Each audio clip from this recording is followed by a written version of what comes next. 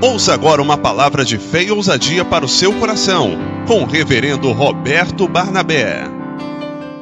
E não haverá nada nessa vida que possa derrubar um servo de Deus, um homem de Deus, uma mulher de Deus que esteja permanentemente na presença do Deus Altíssimo. Nós falamos todos os domingos, todos os cultos aqui nessa igreja. Se Deus é por nós, nós temos a força a nosso favor. Eu quero que você saiba de uma coisa: você não está diante de uma entidade pagã.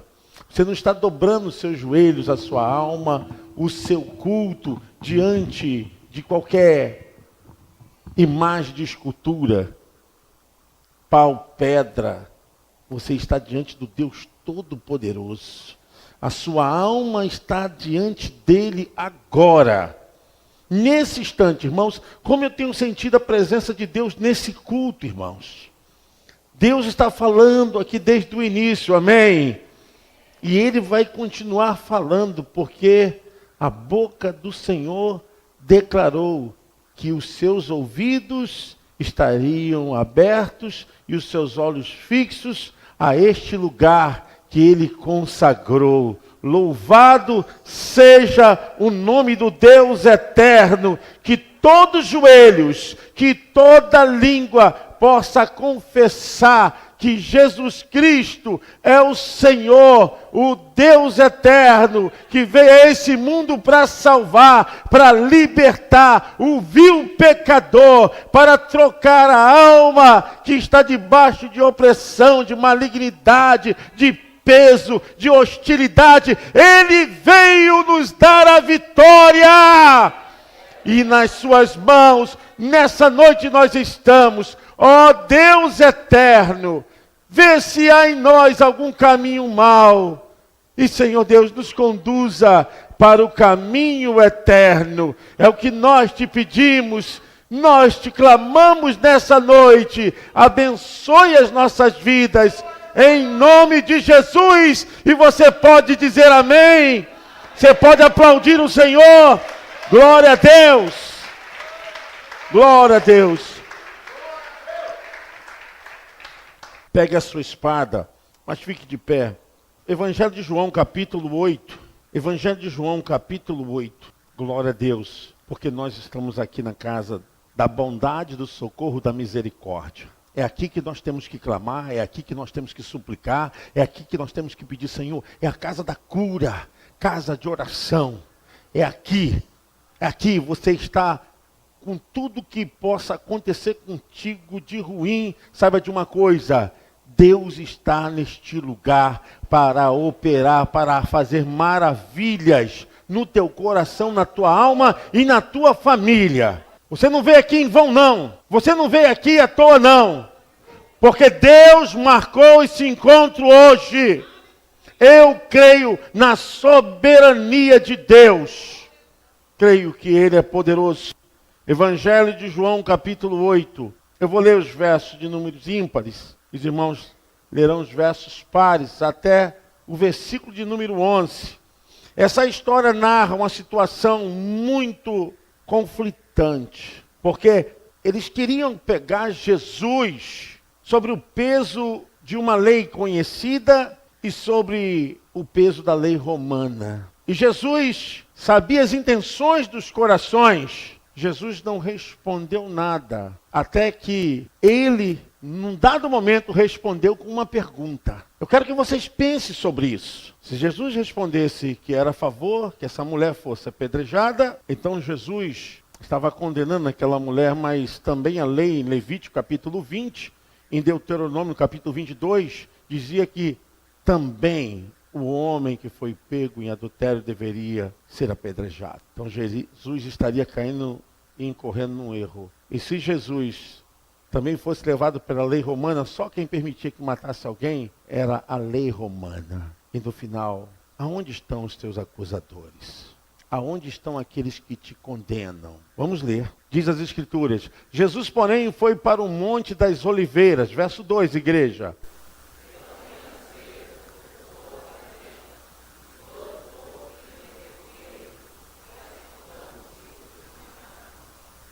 Verso 3. E os escribas e fariseus trouxeram-lhe uma mulher apanhada em adultério.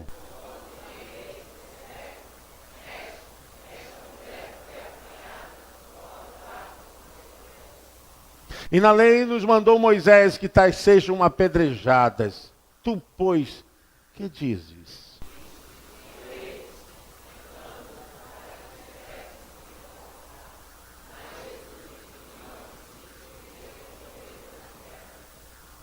E, como insistisse, perguntando-lhe, endireitou-se e disse-lhes: aquele que dentre vós está sem pecado, seja o primeiro que atira a pedra contra ela. E quando ouviram isto, redarguidos da consciência, saíram um a um, a começar pelos mais velhos até os últimos. Ficou só Jesus e a mulher que estava no meio.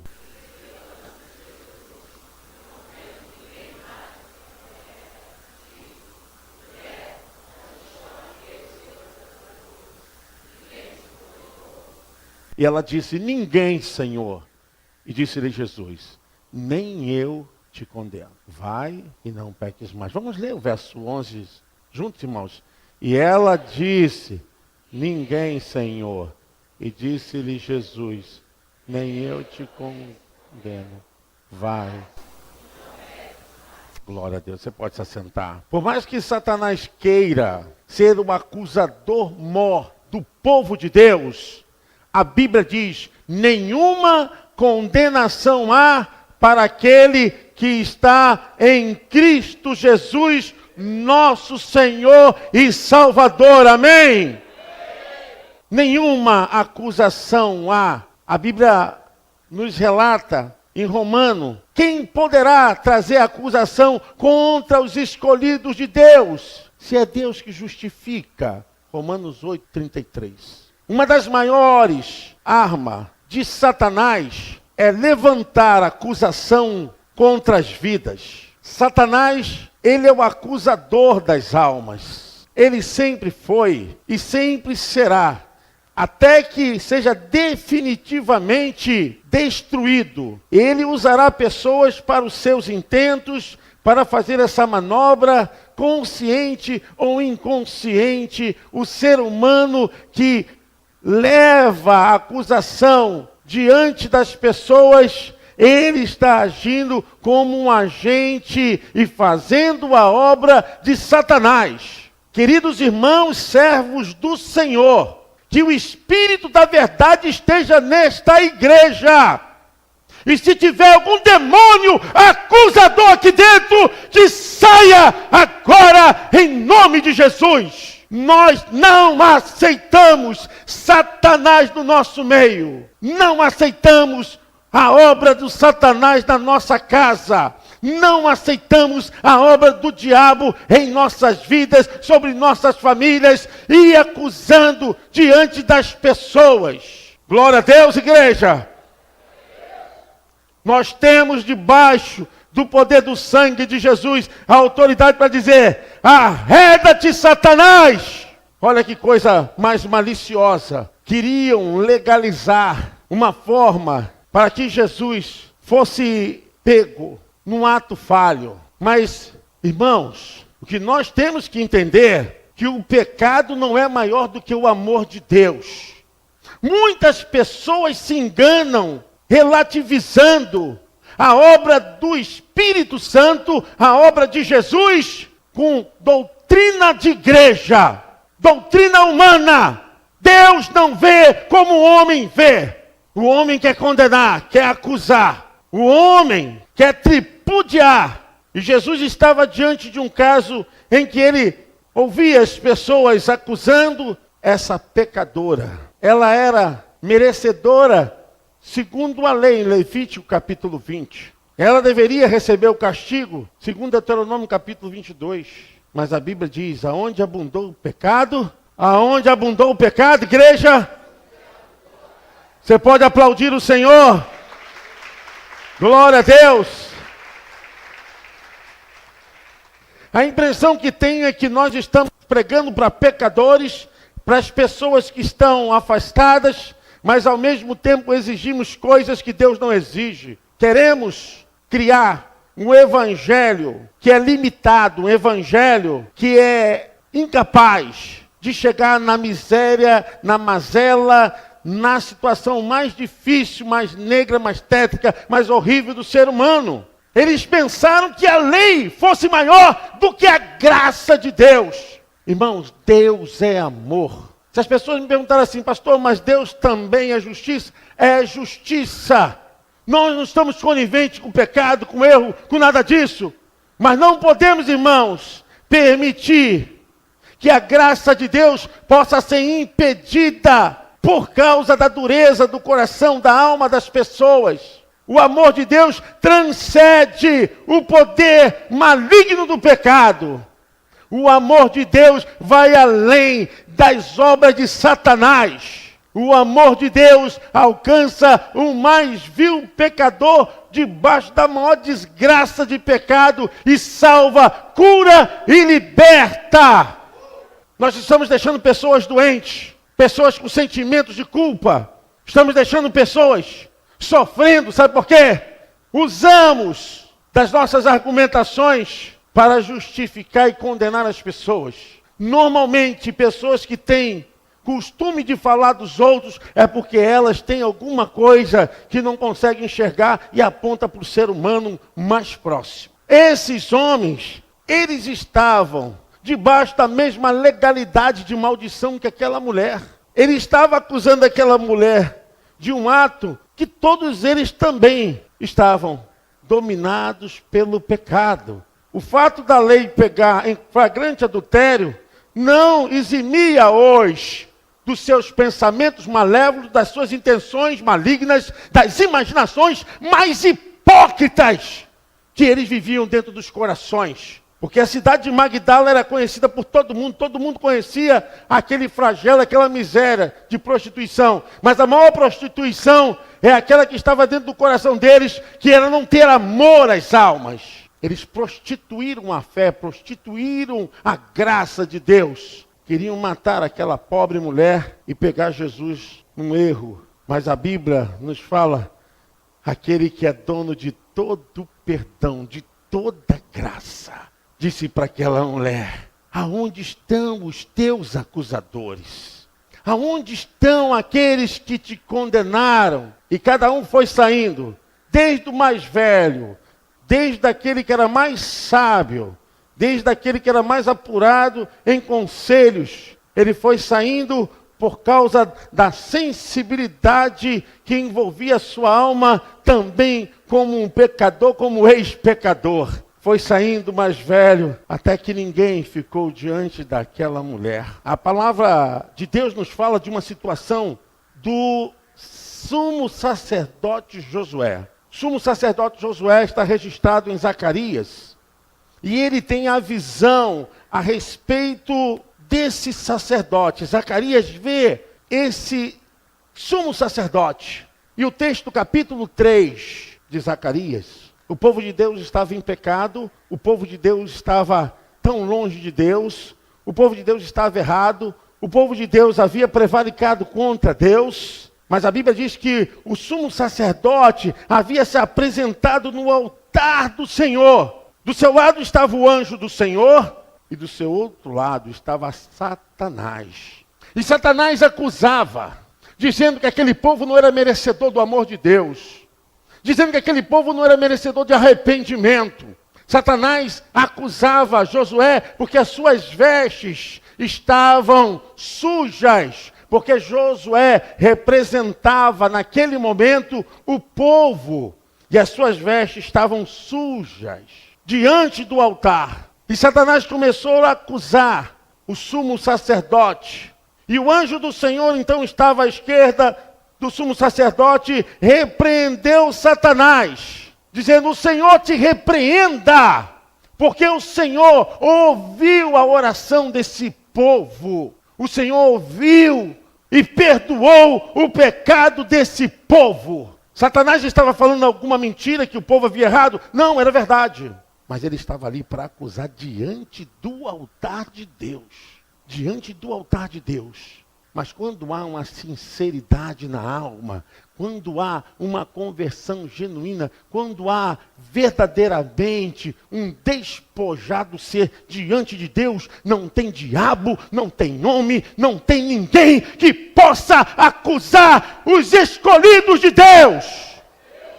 Naquele instante, Satanás foi repreendido pelo anjo do Senhor na visão do Zacarias, do profeta Zacarias. Ele viu como Satanás acusava.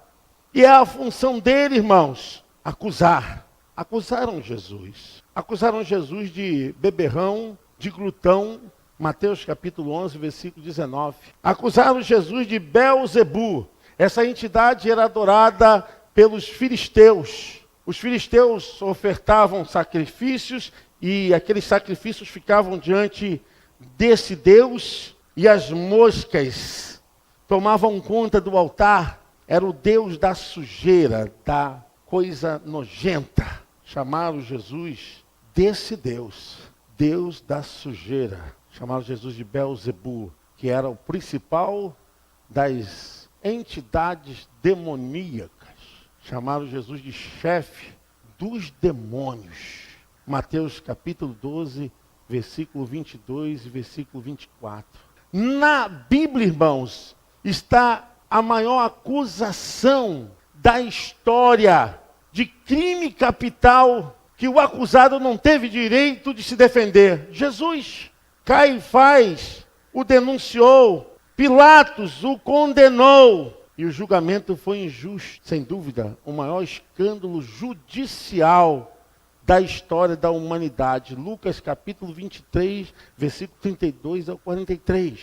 Hoje, as pessoas acusam os outros por tudo. Acusam as pessoas sem medir as consequências, sem pesar quanto isso vai custar para as suas vidas e para as suas famílias. Acusam homens de Deus, mulheres de Deus, se é certo, se está errado, eles estão acusando.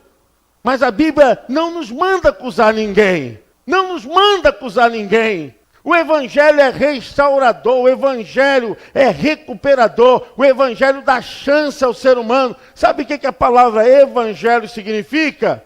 As boas novas de salvação. Diga comigo, o Evangelho significa as boas novas de salvação. Você pode aplaudir o Senhor? Glória a Deus! Glória a Deus! Nós estamos aqui para anunciar as boas novas de salvação. Você sabe quanto custa uma alma? Quanto custa uma vida? Custa o sangue precioso do Filho de Deus. Você sabe o que é ter o cuidado de não expor a vida das pessoas? De não desnudar as pessoas diante dos outros? Você sabe o que isso pode causar no mundo espiritual? Pessoas que ficam expondo os outros, falando dos outros. Mesmo que seja verdade, você não tem direito de acusar ninguém, nem eu, nem Jesus. Ele mesmo falou, eu não vim para acusar, mas vim para salvar. Exceto Deus que pode julgar as pessoas. Mas nesse tempo, nessa dispensação, nós citamos aqui, cantamos todo dia, toda hora, oramos. Falamos o quê? Nós estamos no tempo da graça. E a língua comendo, metendo cacete nos outros. Linguinha de cobra venenosa. Cascavel. Serpente venenosa. Coça. Coça. Hoje eu falava com alguns irmãos. As pessoas falam mal de pastor. Falam mal de liderança. Falam mal. E acusa. Pastor tem a fama de ladrão. De que não quer nada. Pastor tem a fama de que está se enriquecendo às custas das pessoas. Eu estou jogando para mim para não falar de diáconos, obreiros e outra coisa aí, tá? Pastor não pode ir para cinema, pastor não pode ir para shopping, pastor não pode ir para Maracanã, pastor não pode ir para um estádio de futebol. Pastor, sabe por quê? E não pode postar foto porque o pessoal vai olhar, ah lá, pastor, são os acusadores. Acusa se o irmão está na praia, acusa se o irmão está de moto, acusa se o irmão está de carro novo, acusa. E você viu aquela menina e viu aquilo e repara. Eu tenho certeza que alguém vai falar de alguma pessoa aqui dentro como simples acusador tem. Você viu a roupa daquela moça? Porque Se está falando é porque está olhando. Se está olhando é porque está gostando. Vem com esse papo para cima de mim não, que eu sou psicanalista. Sou servo de Deus. Ficar falando muito mal de uma pessoa que você está interesse nela. Irmãos, esse espírito não é o espírito do Senhor. Esse espírito não é o espírito da igreja. Esse espírito não tem que estar na sua casa, não tem que estar na sua vida, não tem que estar na sua conversa, não tem que estar em rodas de amigos, de vizinhos. Esse espírito é o espírito acusador.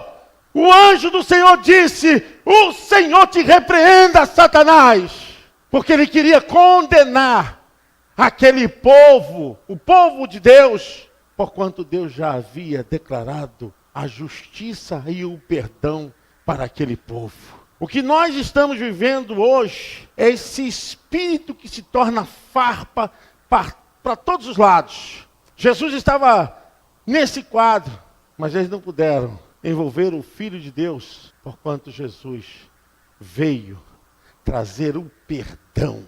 O apóstolo Pedro, certa feita, perguntou para Jesus: quantas vezes eu devo perdoar meu irmão? Disse Pedro: 7 vezes. Jesus disse: não digo 7, mas 70 vezes 7. Quantas vezes eu devo perdoar meu irmão? Por dia, 490 vezes. O que nós limitamos a graça de Deus aos nossos experimentos. E como as pessoas têm uma capacidade de julgamento e precisão em condenar as pessoas, isso é um elemento venenoso no seio da igreja, nas vidas, nas famílias. A gente, quando olha essa juventude, os adolescentes, existe uma colocação que é muito errada dentro da igreja e também por alguns psicólogos: aborrecente. Se você conhecesse a estrutura psíquica e a formação do ser humano para a vida, você entender que eles são adolescentes sofridos. Sofridos. Porque toda fase da vida tem perda. E você não entende o adolescente, sabe por quê? Porque você não se aproxima dele. Ele está tendo perda neurótica. Todos nós passamos por isso. Por isso que o adolescente entra em conflito. É muito comum um adolescente que precisa ser aceito no grupo, precisa ser reconhecido. Ele tem que fazer parte daquele gozo coletivo. O que é isso, pastor? Fazer o que o grupo faz, senão ele não é aceito. Agora, o que eles precisam? Se você for com espírito de acusação para qualquer adolescente, se você for com espírito de repreendedor para os adolescentes, eles já estão nessa neura de perda, conflito tremendo. São mudanças químicas, bioquímicas, mudanças psíquicas, porque tudo que você deixa é uma perda. E perder não é bom. Mas é muito fácil o pessoal meter o pau nos adolescentes. Sabe por quê? Porque ele põe o cabelo assim, porque ele põe o cabelo assado, porque ele vem assim, que ele vem assado. Você sabe o que aquilo significa? Você sabe a importância dele se vestir assim para se construir parte de uma tribo? Você viu aqui os adolescentes? Eles são assim, só andam assim. Vem, Ramon, vem, Ramon. Não é? Eu cheguei lá no retiro, me botaram no meio lá e falou: pastor, isso aí, mas o que é isso? Ah, pastor, isso aqui. Não me explicaram nada, só falaram: vem, Ramon, vem, Ramon. Eu tenho certeza que muitos pais têm distanciado dos filhos porque não sabem se aproximar e aceitar o sofrimento que eles estão passando agora. Mas é muito fácil, cuidado, jogar pedra no telhado dos outros e esquecer que o teu telhado é de vidro. Escutou o que eu disse? Jogar pedra no telhado dos outros é mole. Você esquece que tem filhos, tem neto, esquece que tem sobrinhos. Entendeu o que eu falei? Aonde estão os teus acusadores? Há um tempo atrás, estava tratando de um adolescente e o Carlos Eduardo falou assim: pastor, situação, vamos lá tratar. Não foi isso, Carlos Eduardo? Cadê ele? Não foi isso? Eu falei: Carlos Eduardo, o trabalho que você faz, se os pais tivessem consciência, eles iam te ajudar, iam bancar, para você não ficar sofrendo. Ele faz um papel, irmão, que é um papel importante de simbolização para a castração da vinda dessas crianças para a vida. É complicado eu explicar isso aqui, mas eu quero dizer que a figura dele prefigura a figura paterna de muitos pais ausentes. E qual é o preço? Às vezes ele vem, Heavy, a gente tem que fazer isso, tem que fazer aquilo. Embora, Carlos Eduardo, mas Carlos Eduardo, esses pais têm que ajudar também. Mas chega em casa, esses garotos confidenciam alguma coisa para os seus pais, a angústia que estão passando, de repente uma carência de afeto, de repente mudanças e estão assim precisando de apoio emocional. Mas eu tenho certeza que o Carlos Eduardo sabe da vida de todos eles. Ele não fala nada para mim, mas eu sei que ele faz isso. Faz ou não faz? É muito fácil a gente acusar, irmãos. Quando a gente vê um garoto desse que vence na vida, esse menino que deu o testemunho aqui, o Israel. O Israel era mudo, surdo. Não era isso, Israel? Israel entrava na igreja, não falava. Não. Esse menino é um dos maiores rapazes que a igreja tem nesses dias. Os pais deles têm que ter orgulho dele.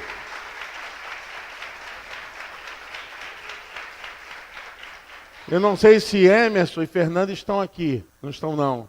Mas vou dizer, esse menino foi curado aqui dentro da igreja. Esse menino tem dons, talentos, e ele era um garoto muito tímido, muito bloqueado, mas ele foi curado aqui. Cadê os seus acusadores, Israel? É Deus quem te justifica.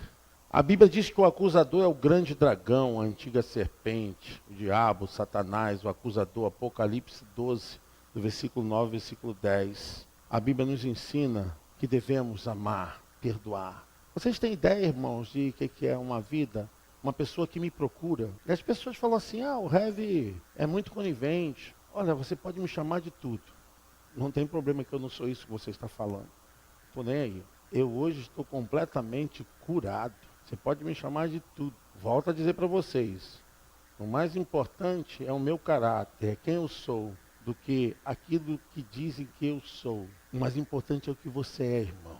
E você sabe quanto é de responsabilidade de um pastor, de um obreiro, de um irmão da igreja, quando alguém lhe procura para falar alguma coisa, porque essa pessoa confia em você. Amém? Quando uma pessoa procura vocês, pastores, é porque essas pessoas confiam em você.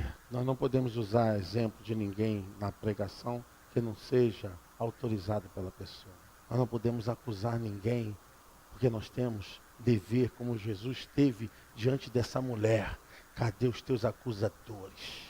Se as pessoas nos procuram, é porque tem confiança na igreja, porque tem confiança no evangelho, tem confiança nas pessoas que estão na frente. Nós não podemos, irmãos, expor a vida de ninguém.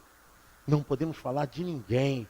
O nosso dever é cuidar, é tratar das almas, é trazer até o altar do Senhor, é fazer com que essas pessoas sejam curadas, sejam ministradas pelo Espírito Santo. Nós não temos condições nenhuma, sabe por quê? Porque nós estamos igualmente na mesma situação. Dependemos da graça, da misericórdia, da bondade e da benevolência. Título não salva. Não pense que título, pense que alguma nomenclatura faz alguma coisa. Não faz nada. Nós estamos aqui para amar, para cuidar. Às vezes nos dói sim. Às vezes nos pesa sim. Mas o evangelho é restaurador, é curador. Eu nunca vou ficar falando da vida de ninguém pelos cantos da igreja, em qualquer lugar. Sabe por causa de quê? Porque eu tenho responsabilidade espiritual. Uma vez eu preguei aqui nessa igreja, quem peca, não peca contra a igreja, não peca contra o pastor, peca contra Deus. Mas irmãos, vocês sabem como está passando essa pessoa, vocês sabem como está passando as pessoas que estão no mundo. Eu me recordo, alguns anos atrás, quando a pastora Tânia se converteu, eu posso falar na sua ausência, porque ela já deu esse testemunho. Pastora Tânia, convertida nessa casa espiritual, e muitas vezes eu passava pela pastora Tânia, estava a pastora Tânia com um cigarro. Eu passava do lado dela, paz do Senhor. E hoje, quem é a pastora Tânia? Nem eu te condeno, pastora Tânia. Nem o diabo tem poder de te condenar. Se Deus é por nós, só Ele mesmo sabe quanto vale uma alma. A gente não tem que ficar acusando as pessoas por suas falhas, pelos seus erros. Uma coisa é a gente ter compromisso diante do Espírito Santo. Ter cuidado, porque essas vidas pertencem a Deus. Pertencem a Deus. As pessoas criaram o costume de falar dos outros. E aí a gente pode ver o que pode acontecer. É de acabar com uma vida, de acabar com a família, de acabar com um irmão, acabar com o ministério, de acabar com o coração de um pai, o coração de uma mãe. Eu quero dizer para você também, você que às vezes não sabe, mas eu quero que você tenha cuidado, a sua vida não tem que ser exposta para ninguém. Às vezes você precisa que alguém lhe ouça. Se não tiver ninguém, não tiver pastor, não tiver ninguém, Deus está te ouvindo 24 horas. Ele te ouve 24 horas. Chora. A Bíblia nos diz lá, Romanos 8, 26, que o Espírito Santo intercede por nós com gemidos inexprimíveis. Fale com Ele, chore com Ele, fale com Ele diante dEle, Ele vai te entender. Quando Jesus, então, disse àquela turma, quem não tem pecado, que atire a primeira pedra, foi saindo um por um. E Jesus, não vendo mais ninguém, aonde estão os seus acusadores, mulher? Aonde estão aqueles que queriam te apedrejar? A mulher olhando disse, foram embora. E Jesus disse para ela, eu também não te condeno. Glória a Deus. Eu também não te condeno. Vai e não peques mais. Jesus curou ela e lhe recomendou, não pratique mais esse pecado. Você está liberta. Nessa noite, irmãos, nós recebemos essa unção daquele que é o dono de todo o perdão. Ele que é o dono de toda a vida. Nós temos que ter cuidado com as vidas. Nós não podemos colocar as pessoas de forma que sejam difamadas. A gente tem que ter cuidado. Temos que ter cuidado, igreja. Eu dou essa palavra para a igreja do Nazareno em Olinda, porque isso é a maior maldição que pode entrar na vida da família, na vida da igreja, na vida do homem e de uma mulher. É o espírito de acusação. É o espírito de acusação. Eu tenho pregado em muitos lugares, irmãos. Eu tenho andado por muitos lugares. Vocês não sabem do que eu tenho ouvido, do que eu tenho escutado. E essas pessoas vêm correndo, sabe por quê? Porque elas têm dentro dela a dor, elas têm o sofrimento, porque ninguém entende, ninguém tem amor, ninguém tem compaixão de nada. As pessoas querem acusar, mas nós não temos esse poder de acusar ninguém. Não temos. Irmãos, não vão ver eu falando aqui de pastores, não vão ver eu falando aqui, a não ser um comentário de ira contra a corrupção e coisas assim que acontecem no mundo, que é escrachado por toda a mídia, que nasce dentro da gente aquele sentimento de revolta santa. Mas fora disso, sabe por quê? Quem sou eu? Quem é você? Quem somos nós para ficar acusando as pessoas? Igreja, o Espírito Santo de Deus está aqui. Amém? O Espírito Santo de Deus está aqui. Ele é o dono de todo o perdão. Ele é o dono de toda a verdade. Nele está toda a bênção e toda a graça. Nós precisamos pedir, Senhor, enche o meu coração de amor, enche a minha alma de amor, para que eu possa entender e amar as pessoas, para que eu possa ajudar, para que eu possa estender as mãos. Às vezes, quando eu estou conversando com o pastor Luiz Carlos, ele ficou de fazer isso, e está no coração dele, o Espírito Santo vai falar, mas ele falou, e tem falado todas as vezes, eu sei de onde Jesus me resgatou. Sabe o que significa isso? Um homem perdido, destruído, um homem que era acusado, mas Jesus, que é o dono de todo o perdão, diz, vai e não peques mais. É isso, igreja. Fique de pé. Nós podemos nessa noite dizer, aonde estão os seus acusadores? Foram embora. Graças a Deus. Graças a Deus.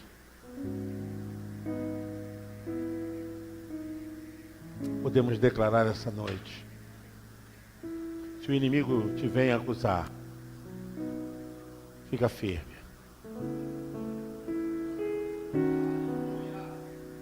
Se o inimigo te vem acusar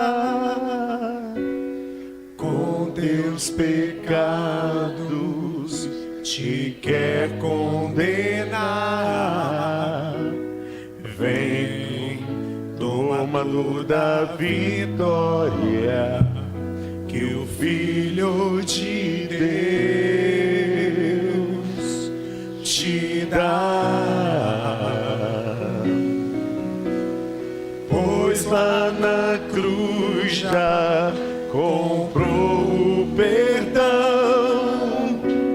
sangue que apaga toda acusação. Vai, vai, vai, e não peques mais. Aleluia. Declare isso diante de Deus. Vai, vai, vai, e não peques mais. Não peques mais. Consagra a tua vida nas mãos de Jesus.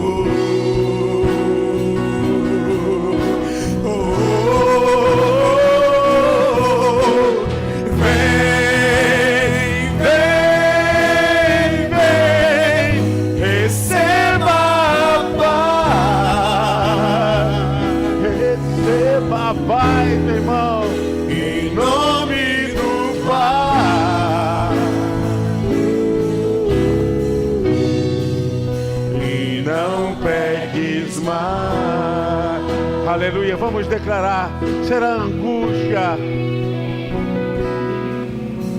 será angústia ou tribulação,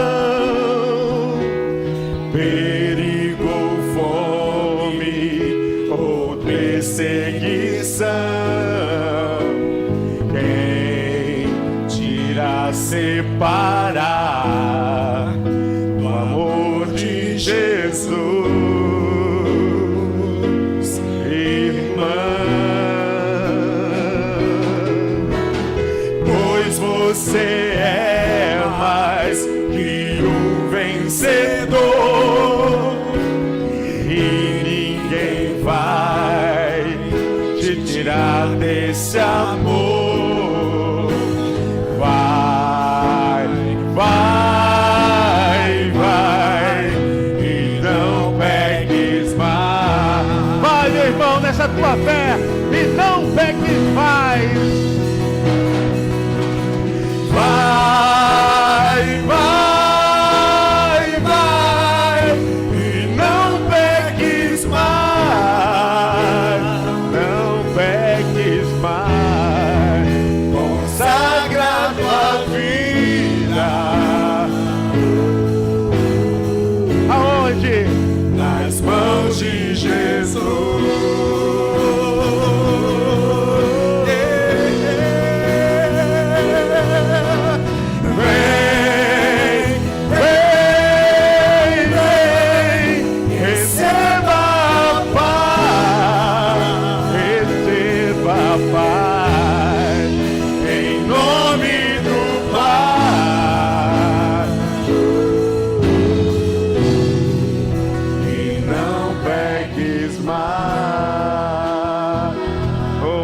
Senhor, nós entregamos as nossas vidas em tuas mãos. Senhor, a tua igreja, o teu povo que foi lavado e remido pelo poderoso sangue, o sangue de Jesus. Ó Espírito Santo, abençoa, tenha misericórdia de nós. Nessa hora eu clamo, Senhor, talvez por pessoas que estão debaixo de acusação, de sofrimento. Eu oro, Senhor Deus, por aqueles que não são entendidos, por aqueles que não são escutados, por aqueles, Senhor Deus, que trazem em seus corações alguma dor, uma tristeza tão profunda, angústia, Senhor. Mas eu clamo nessa noite, Senhor, que seja uma noite de cura, que seja uma noite de libertação, que seja uma noite, Senhor, onde o teu Espírito possa derramar todo o perdão. Então, meu Deus, sobre nós agora a tua graça, a tua bondade, Senhor, somente pelo teu poder, que possamos ter cuidado, Senhor, zelo pelas almas. Ó Espírito Santo, eu clamo a Ti, para que essa igreja possa se encontrar limpa, curada. Que se há no meio de nós algum irmão, alguma irmã que esteja sentindo assim, hoje é noite de todo perdão, hoje é noite de toda cura, porque o dono do todo perdão está aqui, e ele estende e diz para você: nem eu te condeno, nem eu te condeno, vai e não peques mais. Oh, aleluia. Vai, vai, vai, e não peques mais, não peques mais. Consagra a tua vida, Consagra hoje mesmo, hoje, nas mãos de Jesus.